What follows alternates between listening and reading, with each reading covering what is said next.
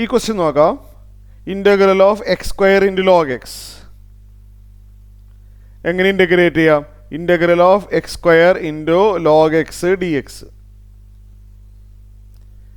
ഞാൻ പറഞ്ഞിരുന്നു log x അല്ലെങ്കിൽ inverse trigonometry functions u into വിയിൽ വന്നാൽ ഓർഡർ മാറ്റിയിട്ട് അത് ഫസ്റ്റ് ഫങ്ഷൻ ആക്കണം.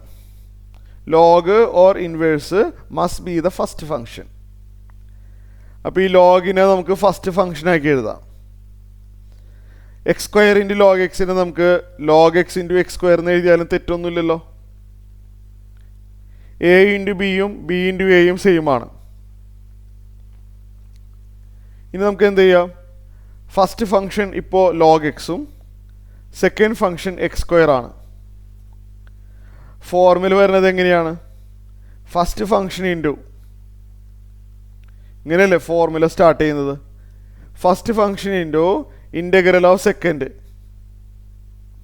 എക്സ് സ്ക്വയറിൻ്റെ ഇൻ്റഗ്രൽ ഇവിടെ എഴുതണം.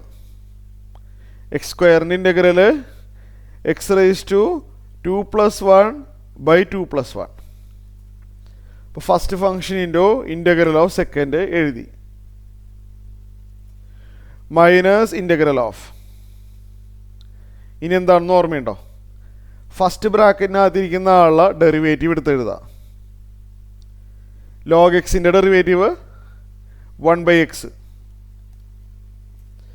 സെക്കൻഡ് ബ്രാക്കറ്റിനകത്ത് എഴുതിയിരിക്കുന്നത് ആളെ അതേപോലെ തന്നെ പകർത്താം. അതായത് x³ 3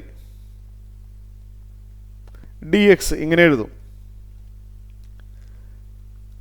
ഇവിടെ വേണമെങ്കിൽ ചെറുതായിട്ട് ഓർഡർ ഒന്ന് മാറ്റുമ്പോൾ x³ log x /3 minus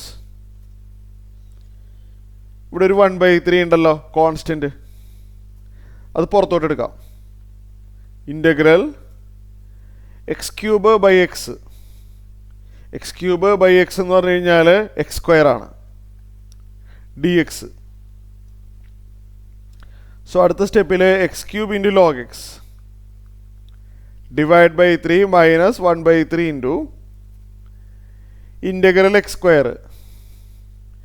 X സ്ക്വയറിൻ്റെ ഇൻ്റഗ്രൽ എക്സ് റൈസ് ടു 2+1/2+1.